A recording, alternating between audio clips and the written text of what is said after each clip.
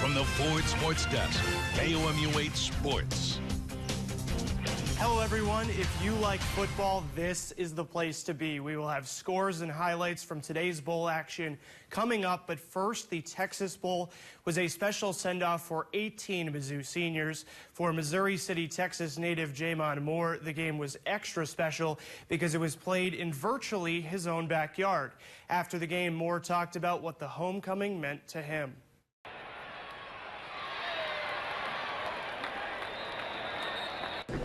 I'm just thankful. I got to play with these guys one more time. Came short, you know. There's a lot going on in that game. Just glad I got to go out there and play in front of my fam with these group of guys one last time. Got a moment there with Andy Hill right as you went in the tunnel. What did he say to you? He said a lot, you know. He said he had a good time, great time coaching me.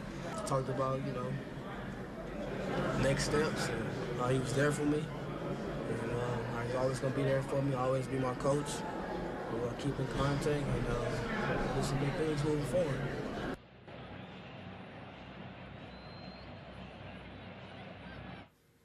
Moving on to football action taking place today. The first college football playoff semifinal pits Georgia against Oklahoma in the Rose Bowl. And in one of the best venues in sports, one of the best scenes in sports, it's the pregame flyover.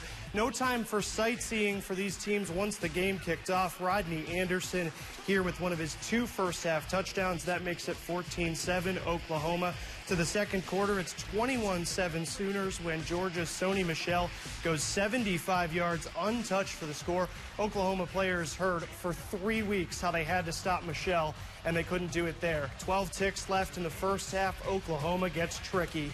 Wide receiver CeeDee Lamb tosses it to quarterback Baker Mayfield for his first career catch. The Sooners up 17 at that point. Early in the third right now, Oklahoma leads 31-17. In the other playoff game today, Alabama and Clemson match up for the 3rd straight year in the college football playoff. This year, the Tide and Tigers battle in the Sugar Bowl with kickoff set for 7:45. The big question for Clemson, can quarterback Kelly Bryant channel some of the magic Deshaun Watson found a year ago to beat Alabama? On the other side, for the Tide, can Jalen Hurts make enough plays to support Alabama's defense? Earlier today, another New Year's Six matchup as Central Florida finishes off an undefeated season with a win over Auburn.